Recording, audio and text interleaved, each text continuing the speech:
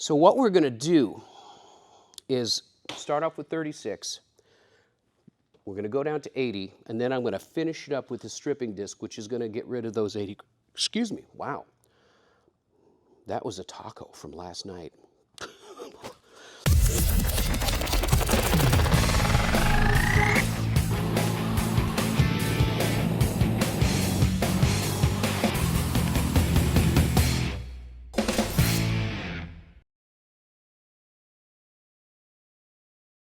So, thoughts in my brain. I was sitting here literally trying to say, figure out a way to say, welcome to the channel, all that kind of stuff. Hi. We're here, Garbage Camaro Fenders. It's come up in comments and conversation.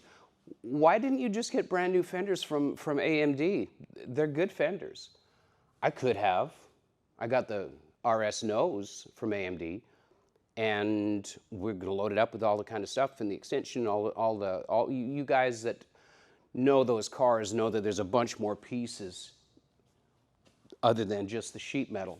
And man, does it look good. On here, we've got the grill. There's an extension. It's a urethane one from the factory. Of course, this is upside down, right? And then there's a grill and center bar and all that type of stuff. We'll get there. We're still in sheet metal. But the reason I didn't get brand new fenders, even though these things are, go back a few episodes. You can see, you know, I migged up all of these holes because it was old school slide hammer stuff. And this right here, old school body repair. Look at the fracture in that. And you can see why. Look how deep the Bondo is on there. So I'm going to flip this around and show you what's going on here. And this is the way it used to be. This is how we used to do this stuff before we had an electric stud welder. Under here, we have, look at the wormies. Mudworms, we used to call them. Look at that guy right there. That's, yeah, there's all the holes I made up. There's some more over there. That's the old school way of pulling out a dent when you don't have access to the back side of it. So, is that enough of a reason for me to get a brand new fender? I don't know.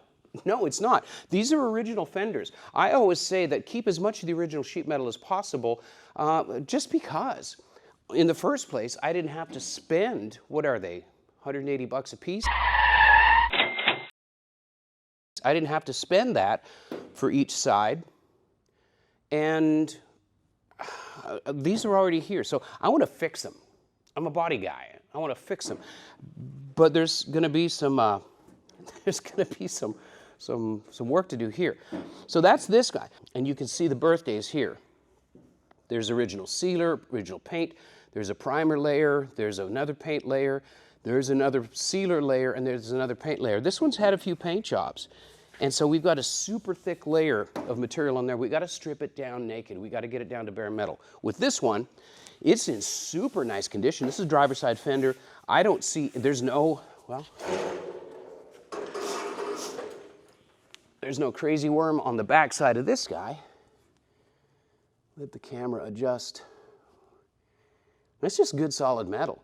And then we have the repair that I did when I took the Valentine Camaro, the 76 Rally Sport, and scabbed the fender off, because this one, if you remember, was absolutely clobbered. Now here's the original fender. And this is the suspect area here. We do have some holes. There's some rust right there. So obviously the bottom part of this fender, there's collision damage, there's rust damage. So if I can put good fender into bad fender, weld it up, then I've got good fender. We scabbed on the bottom part of the fender here. So not so much body work here, but we've got some body work here. I'm happy with this patch. It lines up with the door good. We've got it's fine. The style lines line up here, and I left it in a raw weld here. That's MIG welded. It's warped. If you're going to weld sheet metal, you're going to warp sheet metal, right? You just got to get it back in shape. So we've got a bit of a low spot there. I want to grind this down and get this ready for filler, but strip it down naked and make sure that everything is like it's supposed to be. So that's the mission. That's the project with these guys, is to get them down naked, and then we're going to fix this junk. Hopefully we can. Hopefully I can hammer and dolly it from the backside. So anyway, that's what we're going to do. What am I going to do it with? Well, we got a bunch of grinding tools. I've got a bunch of air tools that we can't use here because I don't have a compressor. We got a bunch of electric tools that are easily accessible. We're going to just start grinding paint, I guess, right? So it's part of it. We are literally actually going to get t-shirts made that say, "It's a process." And I don't know, I might get a Bob Ross wig for it. I don't know, whatever, but here we go, right? And by the way, the patina on this thing is stellar. And you guys said no patina, so when this all goes away and it's powder on the floor, it's your fault. I'm just saying. I don't know which one to start on. I don't know where to start, because they're both a ton of work. There's a bunch of grinding and stuff, so I'm going to flip a coin. So heads, we do the Bondo fender. Tails, we do the Weldy fender. All right, are we ready? So it's on heads, and it's heads. All right. Damn it. We're doing this one. All right, so the first step in this fender is to grind and expose what's under here. We've already seen the backside of what's under here. We've got the 1/8" holes and the slide hammer, and it's a terrible repair on the backside, but by gosh, they did a nice job of sculpting this on the front side. So whoever this is, if somehow in the cosmos I'm talking, maybe showing this to the guy that actually did this filler work, I want to shake your hand, buddy. I want to buy you an adult beverage because you did a good job on this. It was just, the limits of the body filler were exceeded because this fracture happened. Anyway, whatever. So we're going to grind this sucker down. I'm going to get this one out of my way and come over here and look at some of the weapons that I've got. This, my Makita 9227C, this was my buffer in collision for a long time. 10 years, I think I had this machine. It was my main polishing tool. It's a rotary buffer. It's got a soft start, trigger lock, speed control, and you can literally see the wear marks right there. That's me. I wore that. So, but it's a great tool. I don't use it for polishing anymore. I use a dual action long stroke polisher. The one that I use is from Grio's Garage, but it's a 21mm stroke machine, and dual actions change the way I polish. And I can't wait to get to the point to where we're either polishing Derek's truck or polishing this thing, and I can show you guys why. I've completely changed how I sand and polish vehicles, and it's with the help of people that know way more than me that have changed my mind on stuff like that. So down that rabbit hole some of the way, but this is my old buffer. So we've got a sticky pad here. I've got 80 grit discs here. They're PSA, which means sticky back. I've got these guys, these are 36, very, very aggressive. So, and then this guy is a stripping disc. I think I got that from Eastwood. Yeah, there's an Eastwood sticker there. So what we're gonna do is start off with 36. We're gonna go down to 80, and then I'm gonna finish it up with the stripping disc, which is gonna get rid of those 80, excuse me, wow. That was a taco from last night.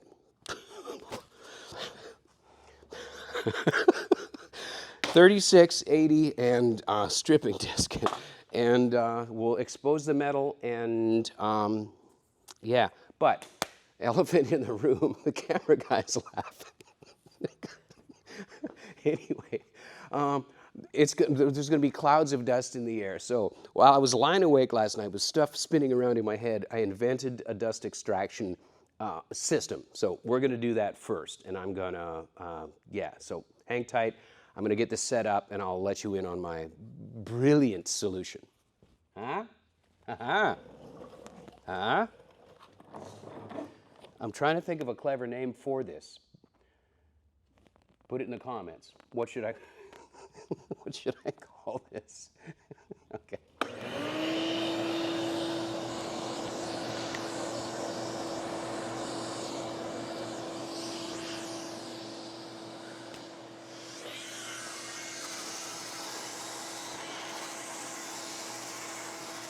Yeah.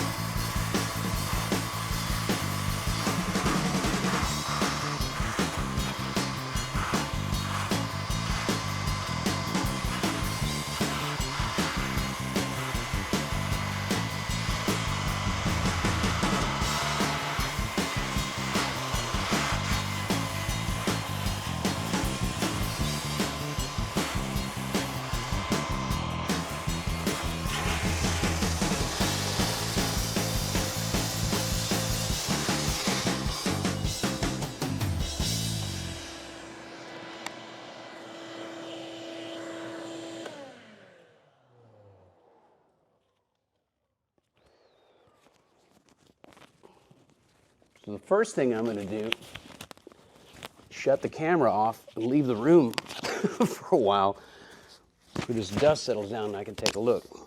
I really appreciate what's happening right here too. All right. And you're seeing Mr. Sad Face, Mr. Sad Bondo Dust Face.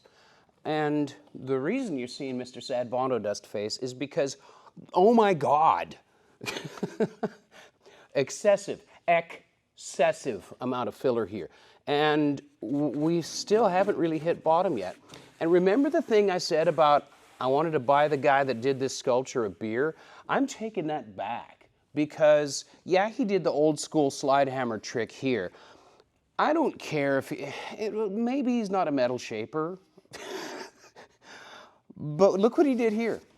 That's the original paint job, and that's Bondo on the original paint job. That is, guys out there, if you're doing this, don't do that. Guys! Some of the fillers today will stick over top of properly prepared paint. My guess is that this wasn't properly prepared. So we still haven't hit bottom yet. I'm going to keep on going because I think that if we relieve some of this pressure in here, I don't know, man. I think I can still save this fender, but to be honest with you, I don't know that it's worth it to do. I'm going to keep on going down this rabbit hole though, and I'm going to keep on stripping. And yeah, I've just about worn out a piece of 36 grit paper, but I've got another couple in the stack. So we're just going to keep going. But hey, the win here today is whatever we decided to name this. So we're going to give him the happy face. Oh, for God's sake.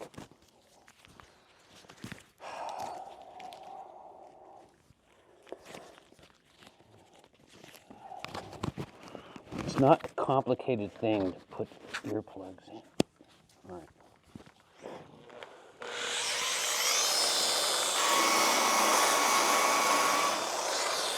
Helps to turn it on first.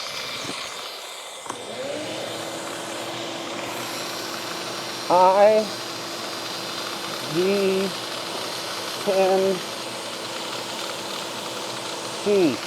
IV10T.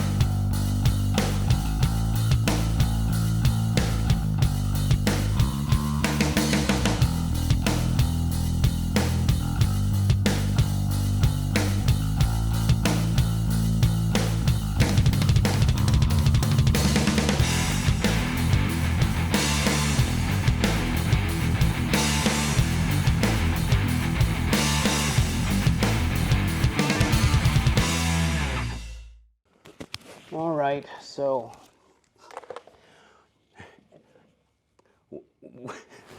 the story that I made up for myself was that it's just metal, we can move the metal around. But oh my God, look at this. This is terrible, man.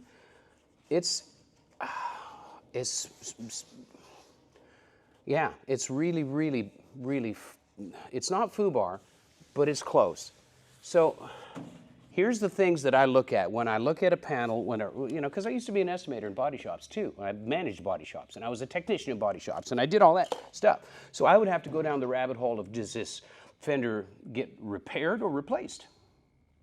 And sadly, this thing would have gotten replaced. Here's why. Typically, if I've got damage over top of one major style line, even two style lines, and it's more than 1/3 of the panel that needs to be repaired, it probably needs to be replaced. And we've got the style line right here, and this is a peaked edge. This is a super straight peak right here. And it's smashed in there, and it's all out of shape here, and it's bulged out there. Metal's stretched quite a bit here. It bows out because it's sucked in there. This ridge here, and we can look at the other one, this is curled under, and it's all stretched out of shape, man. Super stretched out of shape here. And it's all stretched out of shape here, and this is a complex shape here. So, part of me, the ego part of me goes, just fix it, just hammer and dolly it. And then the other part of me that's old and tired says, let's go to page 7 in the AMD catalog, where the right-hand fender for 70 to 81 Camaro is right there in brand new shiny E-coat.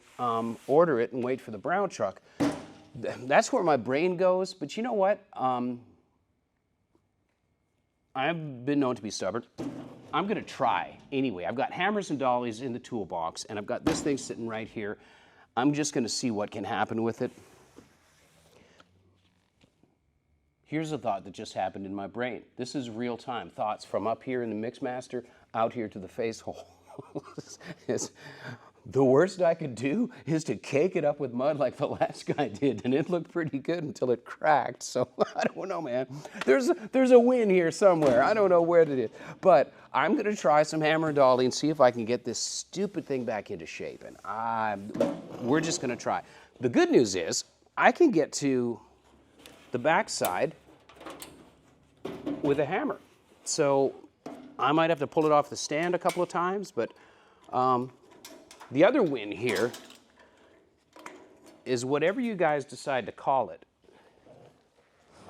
The shop vac, FTW, man, it helped. We had a bit of Bondo in the air, but it actually helped. So anyway, at some point we're going to wet check this and see the reflection, but by gosh, I know right now that I need to hit it with the MFH and the BFH. The hammering and dollying process doesn't take a lot to pick up on what's supposed to happen. It does take skill, but after some practice you'll be able to figure out because there's immediate cause and effect. Now for this dent, I'm not starting at the worst part of it. I was taught to relieve the pressure around the outsides first, that way the tension can kind of slowly be restored to the worst part of the dent.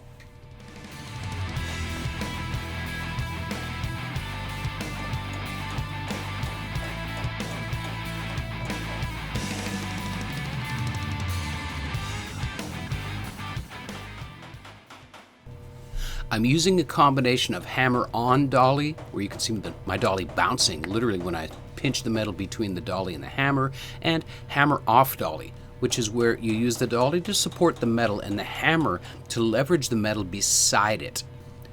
This moves the metal without pinching it or without peening it, and it's a really effective tool in combination with the hammer-on dolly techniques.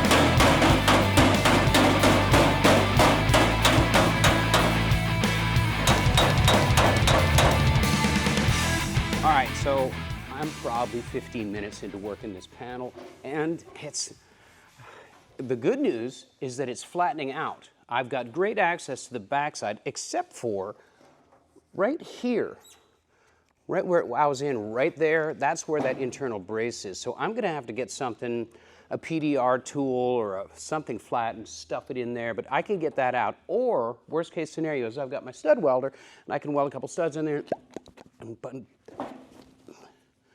move that out this way. But all of this is shaping up. So when I'm attacking a dent like this, what I'm trying to do is I'm not going to the deepest area first. I'm going around it and straightening things out around this area here. The reason I do that is because whenever there's distortion or a dent in the sheet metal, there's tension there. And the tension, it gets stored up. So if you can release that tension by putting the metal back to where it wants to be, its cell memory position is the technical term, from when it was stamped, then you relieve pressure and you allow this to be worked a little bit easier. That's the theory anyways, especially, you know, with big pieces of sheet metal. This, it's, I want to say four-letter words, but it's beat pretty good. This is, I don't know. So I'm going to have to, I don't know what I'm going to have to do. But the good news is it's coming around.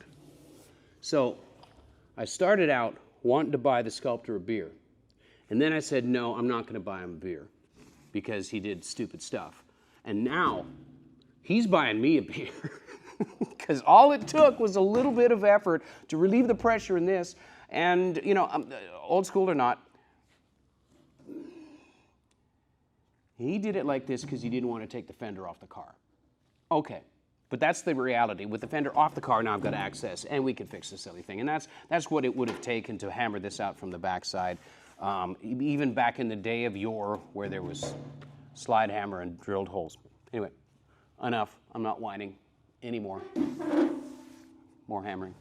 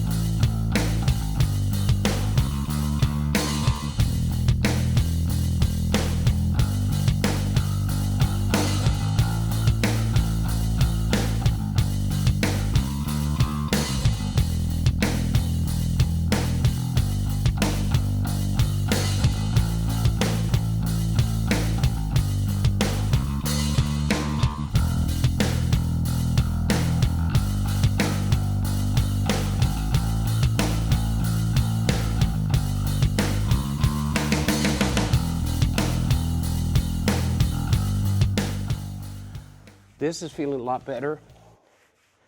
I've got some more work to do on this peak, but it's doing a lot better. Down in here, I'm having trouble getting access to this from the backside with it on the stand.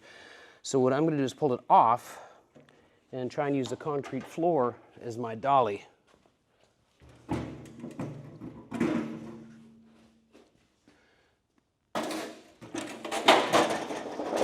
That's going to work, man.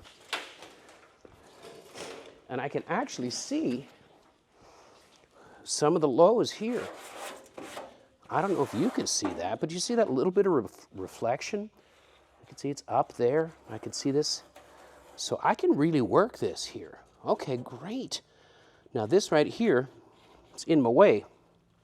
Two options here.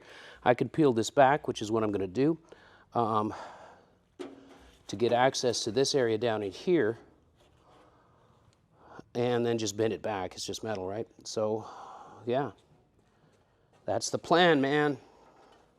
All right, got this for my knees. Oh, that feels so much better than the floor. So,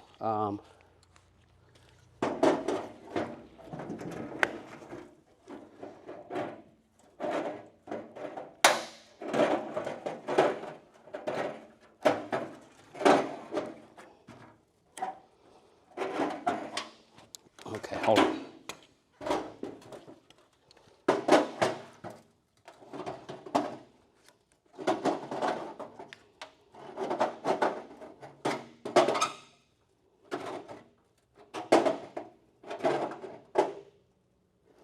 All right, now I can see down in there.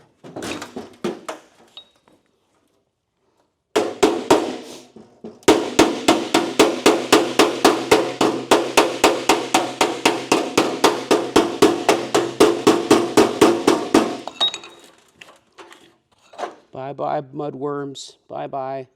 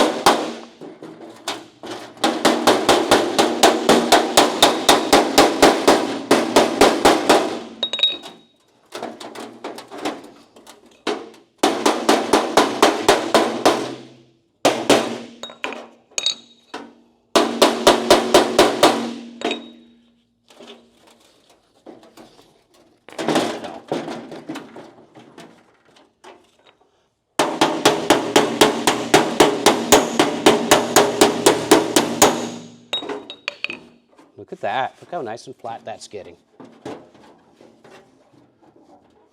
That's from that slide hammer, pulled it out.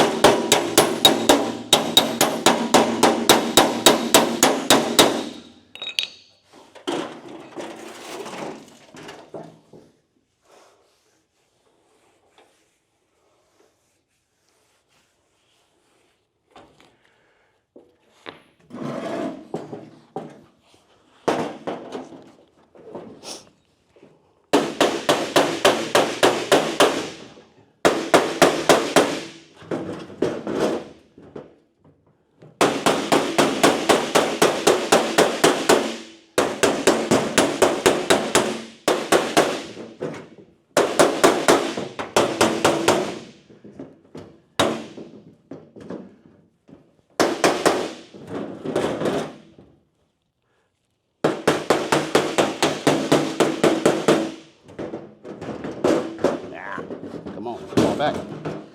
It's hard, it's weird to get in there.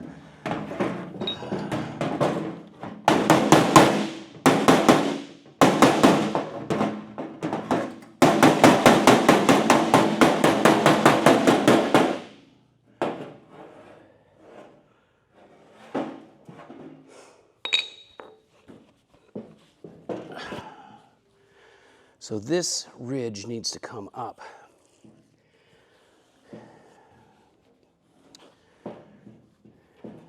It's down there. This is not horrible anymore, but you can see where this style line goes from here all the way over here and meets this brow.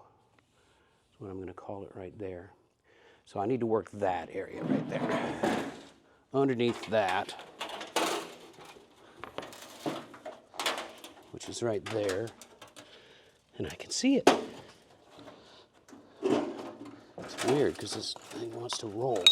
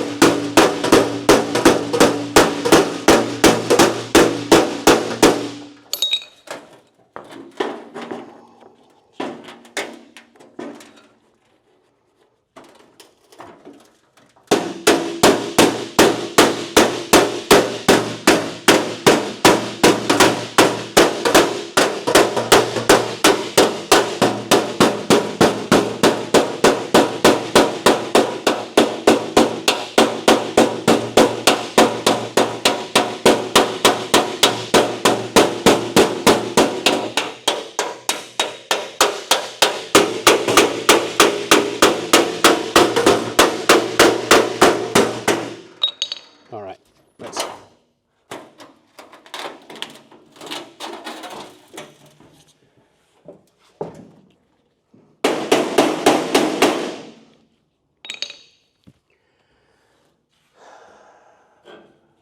I don't know if I'm making it worse or not. I've got to get a different dolly. All right, so this dolly's got this edge here, and I can bring that in, and I can even see it, right? So what I can try and do is reshape that brow a little bit.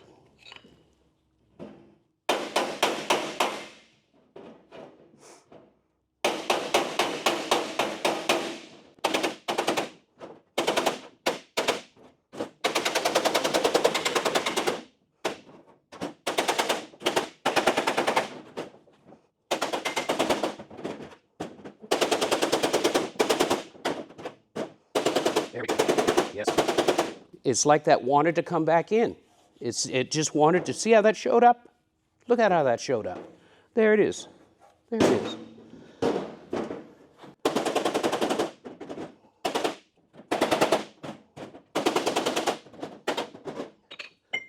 All right, this is coming back around. Yeah. Yay. All right, so got to make that a little bit sharper.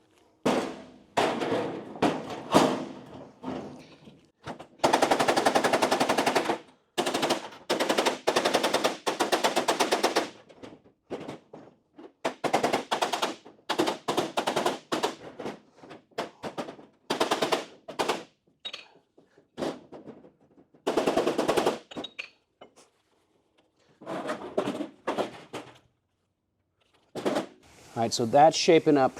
You guys can see it. It's shaping up pretty nice. It's getting there, man. It's so much closer. I've got to work this area a little bit because this is a complex area right here. This is raised and this kind of scoops down. And this line goes up into the brow. I'm going to look at the other fender and see. So the brow isn't flat. It kicks in. The style line doesn't go right into here. It's a bit of a flare and a flat right there. And then it disappears right about here. And all this is super flat up on the inside. I don't know what I'm going to have to do with that. That's stretched out pretty bad there, but this gives me a better idea what's going on. Of course, I can't really tell if that's the actual shape of the panel because there's so much freaking paint on here. So looking at the other fender, I took this straight edge, it's level actually, and this is not in as bad a shape as I thought. It's level all the way over. It looked to me that this was scooped in. It was a while ago, but using the floor dolly, the pick end of that hammer, we've got this up nicely. So that's where it needs to be. That's pretty good. We need to do a little bit more refining on this brow right here. And the other thing I'm going to use the straight edge for is I could see where my style line is. It starts there, that's where the peak is, and it goes through here. So what I'm going to do is just remind myself that there's my peak.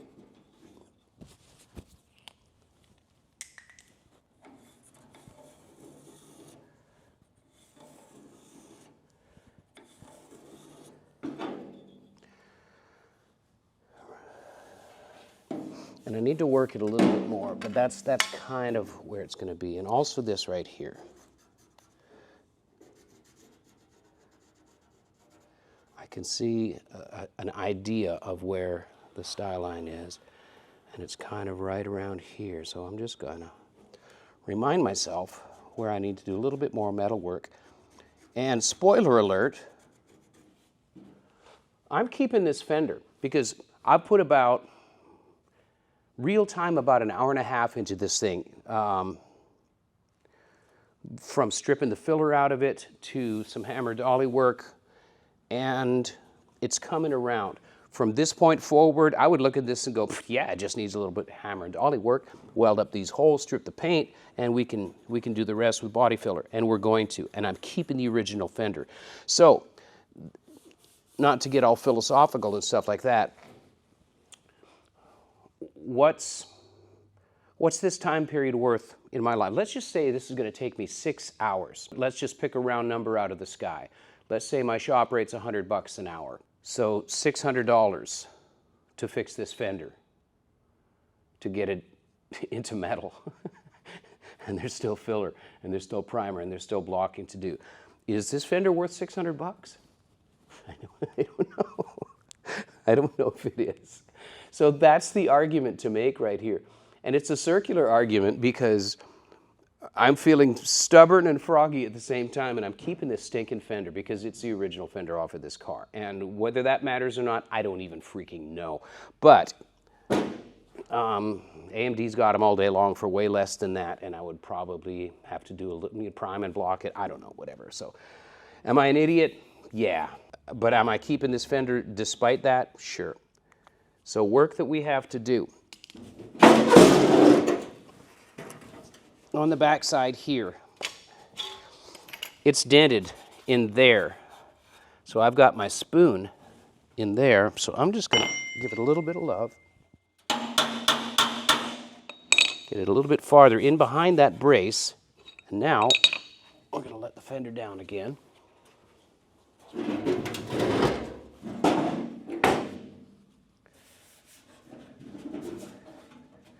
So that's it right there. I can see it swelling up. So it's brought this out. That's still down there, so I might have to do the same thing on the other side. I'm just going to tap it here, see what happens. What I'm trying to do is relieve some pressure to where that can stay like it is.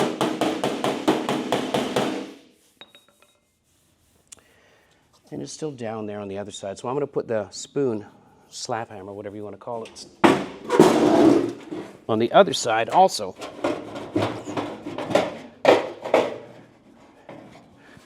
Will it even go there? I don't even know. How am I going to do this? I need a third hand, but then I'd look weird. Okay.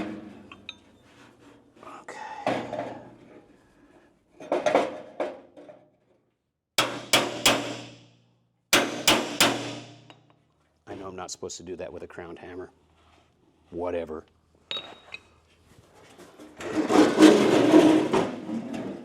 In my defense, it's a tool made for striking metal, so I did that.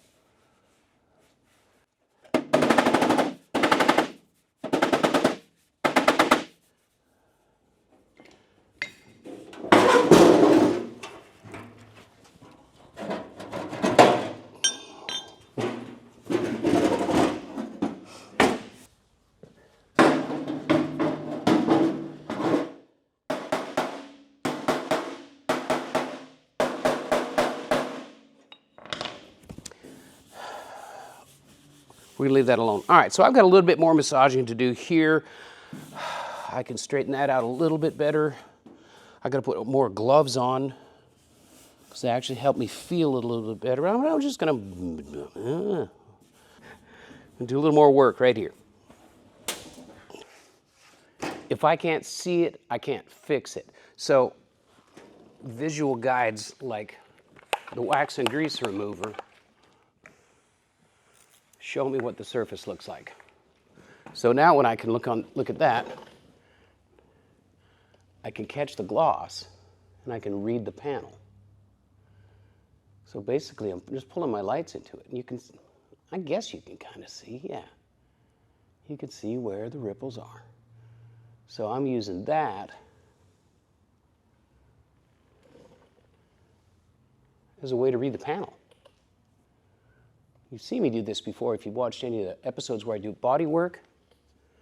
And it's my go-to, man. I can see the surface. And this is micro thin, so it's not going to lie to me. But the other thing is this. On the back side, we can also wet it down. And now I can see the back side. Can you see the reflections up in there? I can see them better back here. And you see right along there where all the slide hammer damage was. And I can see where the highs and the lows are up in this business.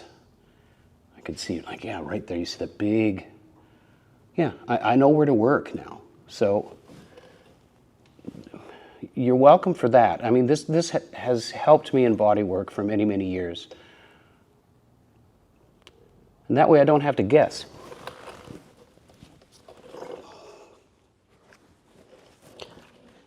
So I'm just going to peck at this for a little while longer and see how I can straighten this out.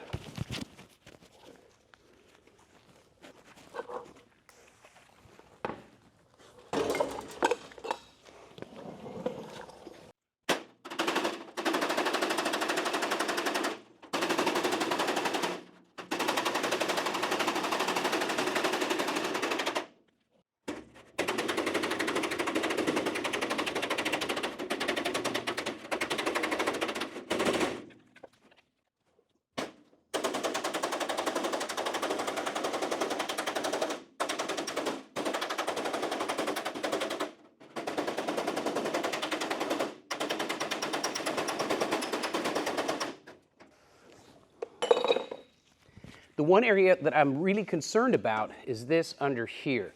So the plan of attack would be to clean out these holes, just like I did up here, right? Clean out these holes, oversize drill them, and then weld them up.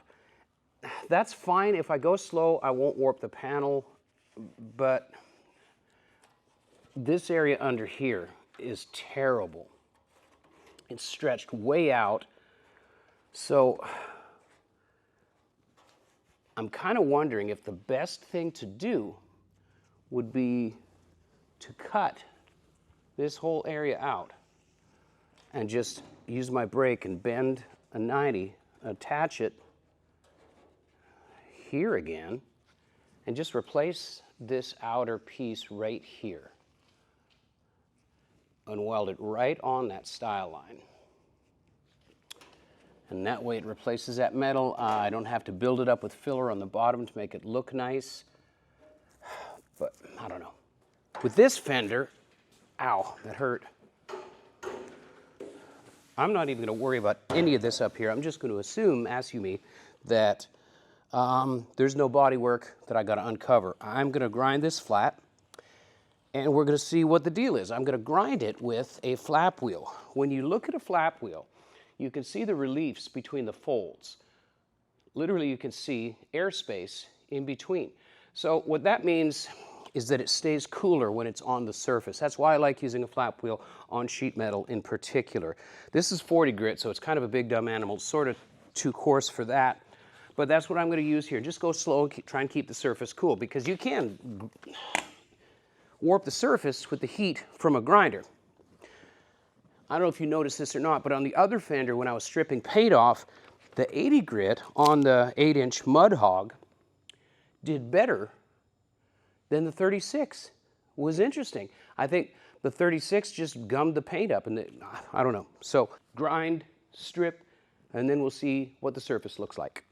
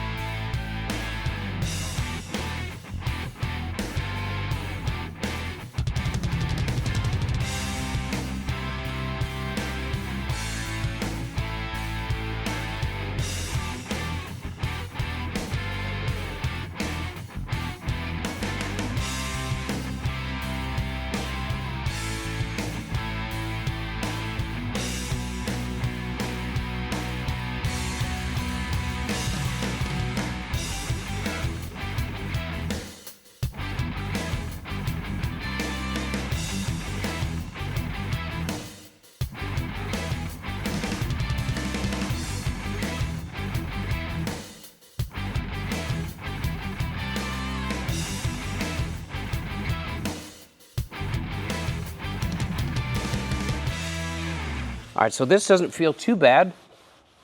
Down here it feels fine. Down here I can feel a low spot right there. And I can kind of see it in the gloss of the paint. But what I really want to do is wet check it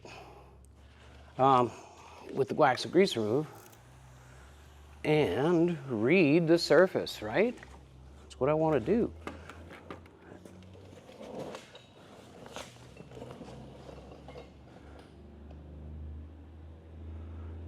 It doesn't look bad, but you can kind of, well, where is it? Where is it?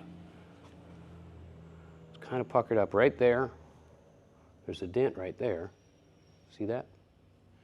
And here is a low spot. You can see it right there. Yeah, right there in that reflection.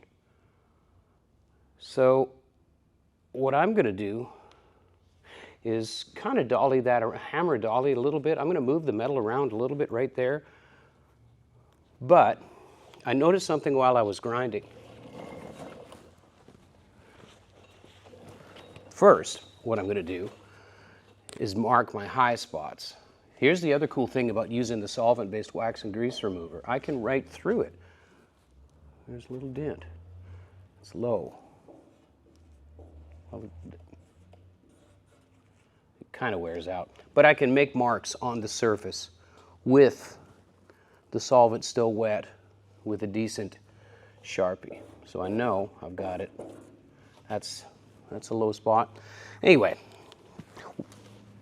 other point, what I noticed when I was grinding is that I've got some pinholes.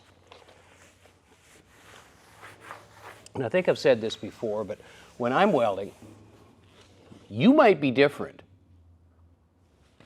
But when I'm welding sheet metal, I never run a bead on sheet metal. If you can show me somebody that can run a super nice bead with a MIG welder on sheet metal without warping it, I'd love to see that. I'm not trying to be facetious, but so what I've got here is a series of tack welds. And in between my tack welds, can't really see it there. I can see a couple of pinholes here and there. So the way to check for pinholes on the backside of a weld is to throw a light behind it. So now look at it straight on. It looks like a Christmas tree, some LED lights sparkling. You see where all the pinholes are? Yeah. So what that tells me is that I've got some more welding to do. So I'm going to dolly this out. I'm going to straighten it a little bit, and then I'm going to get back on the hot metal glue gun.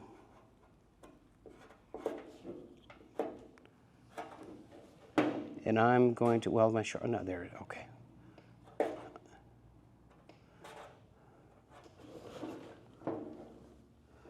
Wow, all the way through there. Okay. There. I've got some more work to do with the welder. So the danger of that is I stand a really good chance of warping the crap out of this single wall sheet metal panel again. But this will tell me where my pinholes are. So one thing at a time, one bite at a time, Mr. Elephant.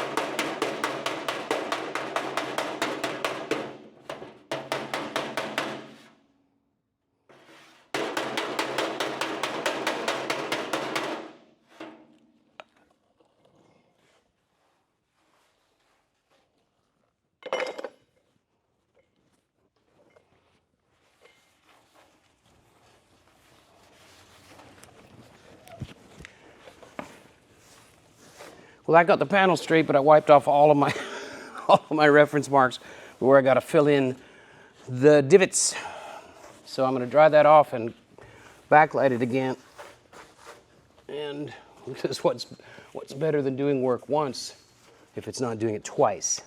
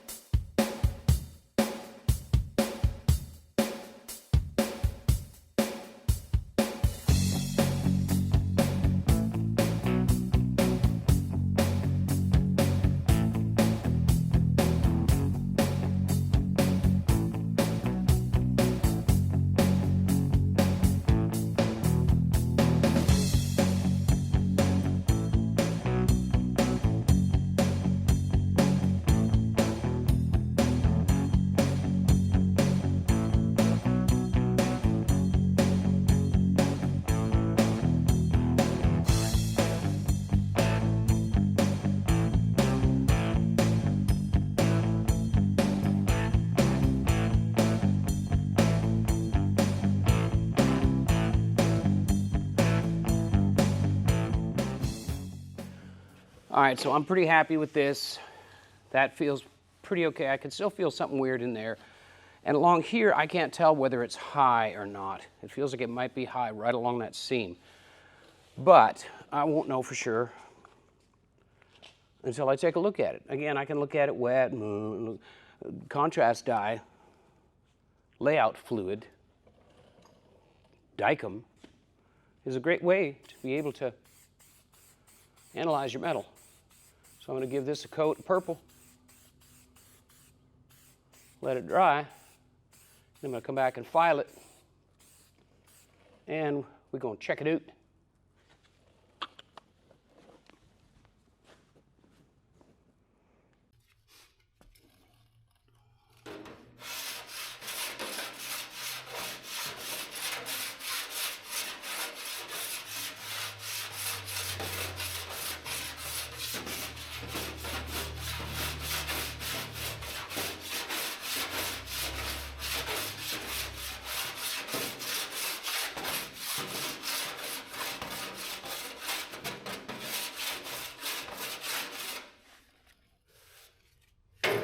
Now we can read it. You know, it's low here and here and here and there a little bit.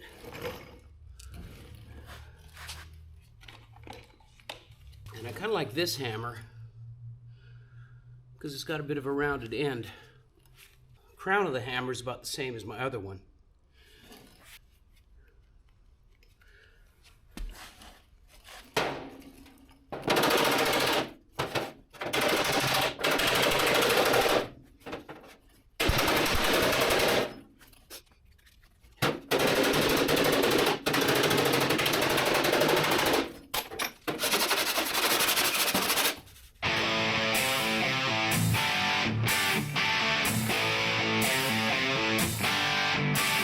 So I'm looking at this panel and I'm touching it. I can learn a lot by just feeling it, and it doesn't feel like there's any real crazy places here. The layout die, the Dicom, shows me that I'm super flat in here. There's a small indentation there right along my weld seam, and there's a little bit of a low spot right there. I might work that guy up just a little bit more. And this right here is undercut. However, this panel here is nice and flat. This is my patch. This works really well. That feels really good. Of course, it's a little bit low there because we can see more of the layout die right there. But what's happening there is that brace is right down here, and I can't get behind it. So, do I take the brace out and pick and file a little bit, or do I just check it again and reassess my goal? So my goal is to have no more than 1/4 inch of body filler. Right down there, even though the layout die looks like it's really low, it's, boy, I can barely see daylight through that. I'm about a 1/16th, maybe a 32nd. The layout die is a very precise tool. And right here, of course, it's even hard to read because the panel's crowned, but right here, we've got a pretty good tolerance right there. So, the fact that this panel feels good to my hand, I can see with the layout die that I've got a nice crown. This panel is a complex shape. It crowns this way, and it crowns that way. So right here, this gets me within my goal. What is my goal? My goal is to be less than 1/4 inch of body filler. That's the TDS sheet from Evercoat, and almost every filler manufacturer, they don't want you to go any more than that. I'm a 32nd or a 16th on here. So what am I going to do? I'm not Joe Doré. This is an old Camaro, and it's a patch on a panel. I'm going to use body filler to finish this repair. So I've got some stripping to do on the rest of the fender, and I've got to DA this layout die off. I'm going to call that a successful patch. Yeah, I am.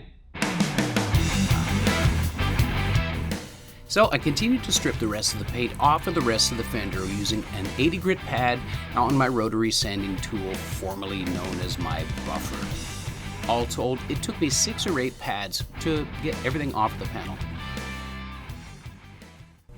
Back on the other fender, as much as I tried to find the easy button, it just didn't make sense to save what was there, as it was in such bad shape on the back side. So I decided just to cut it out and make a new piece.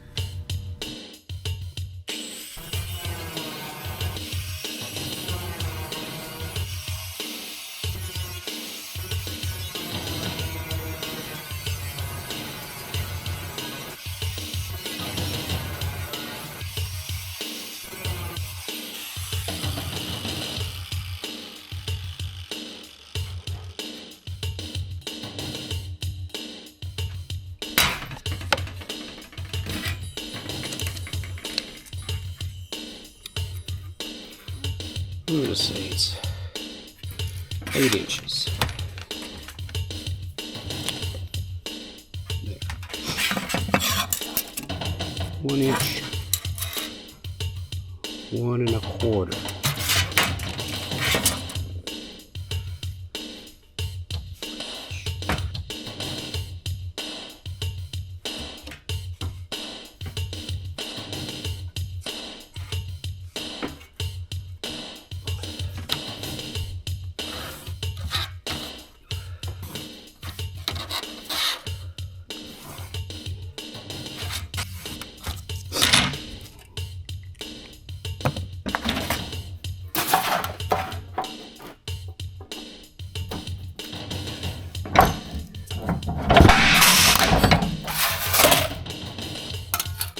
There's that. I'll cut it off about there.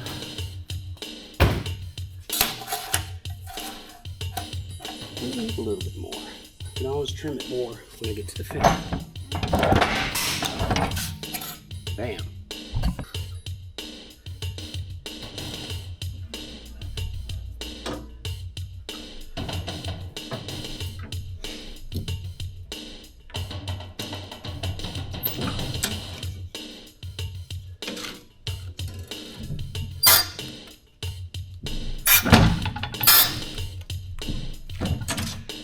By not cranking it down all the way, I made a softer radius, which I think that's going to match my fender pretty damn good.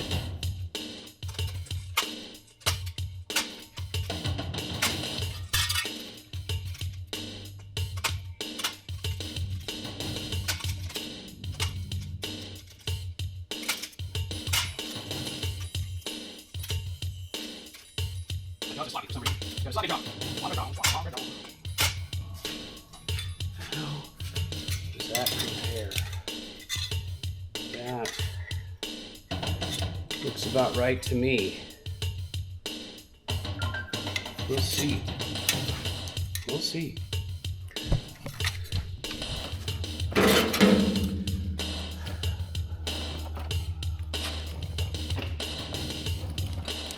Alright, so when I look at this piece here, it's pretty good up until there. So what I'm going to do is mark it from the back.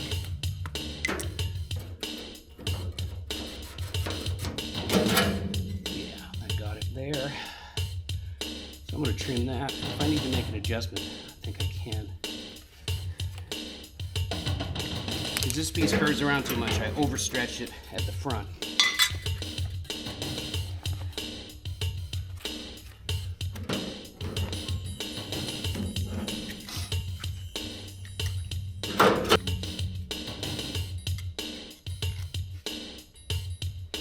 Right about there.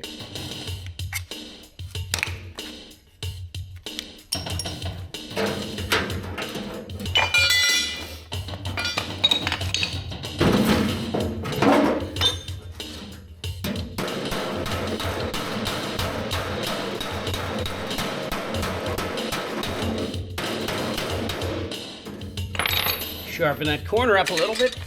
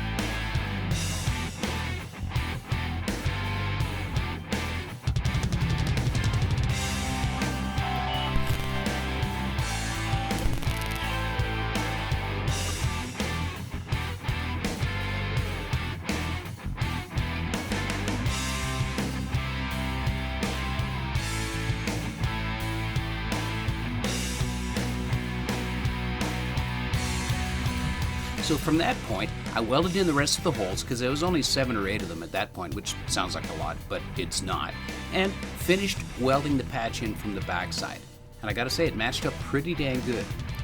A little bit more hammer and dolly work from there, and I was able to really get the style lines accentuated. From there, took the 80 grit again and stripped the rest of the paint off of the fender.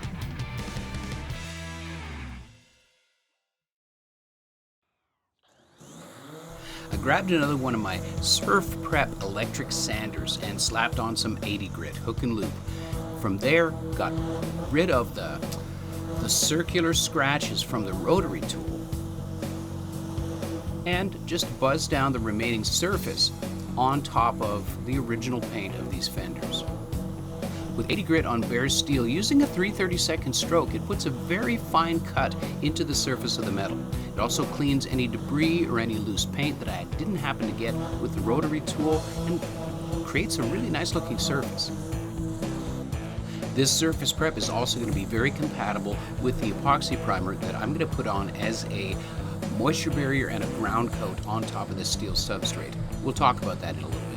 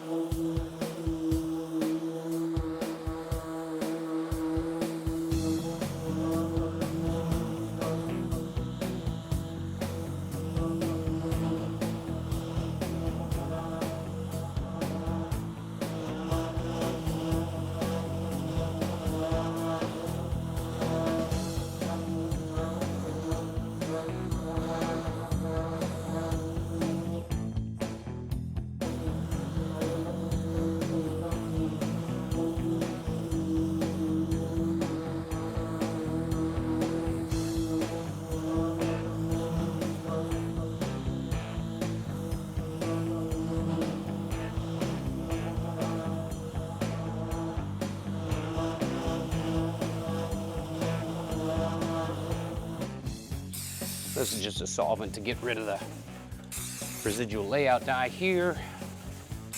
Carb cleaner is what it is.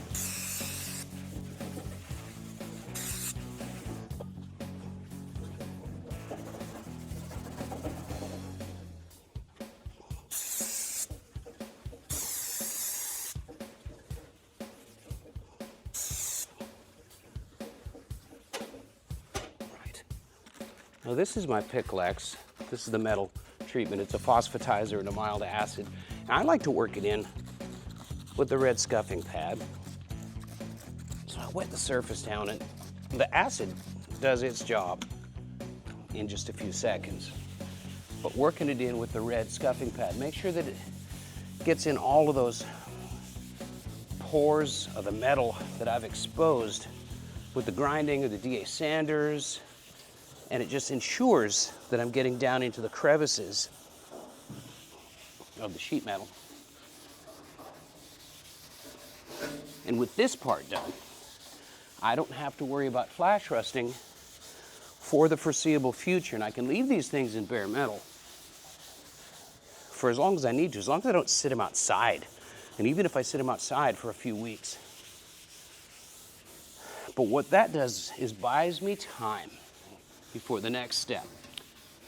The next step is going to be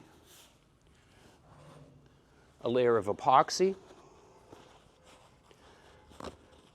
followed by body filler, then high build primer and blocking sessions. All the stuff I'm doing to Derek's truck we'll do on garbage Camaro.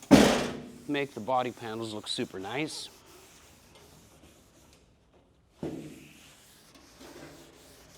But if I were to just leave these things in bare steel, we're opening it up to the opportunity of flash rust, and that's not good. So this protects them.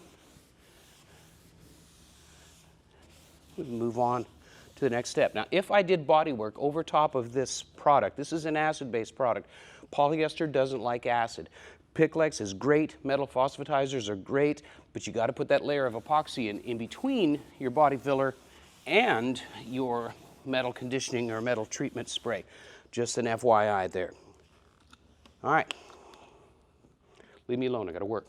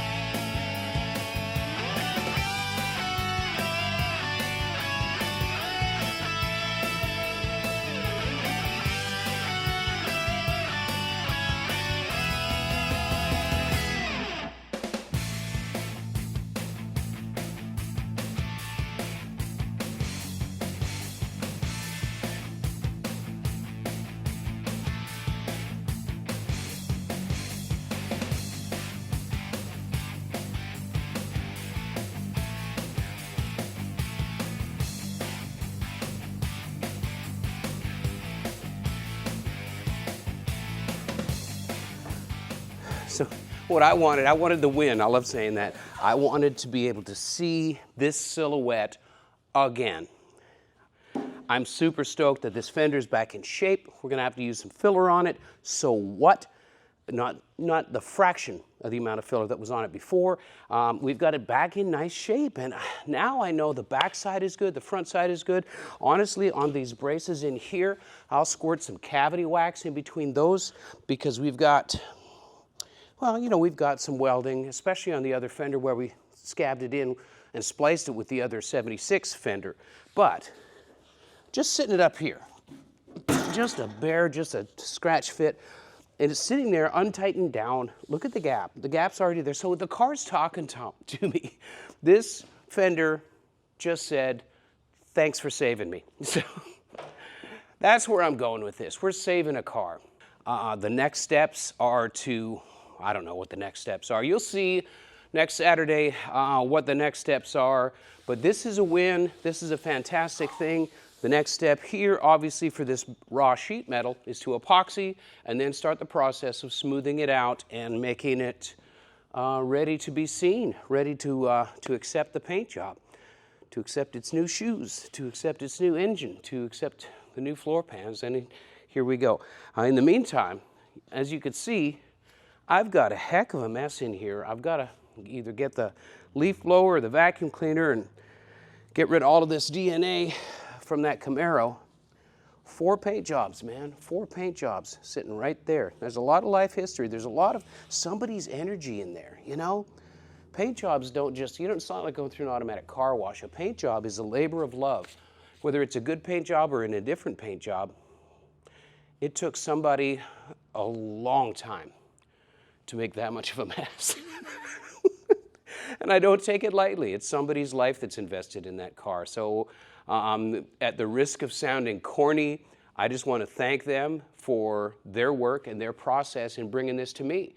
And I hope to do everybody that's had their hands on this car justice. And you guys too. Thanks for watching the channel. Thanks for subscribing and liking. And we will see you on the next video.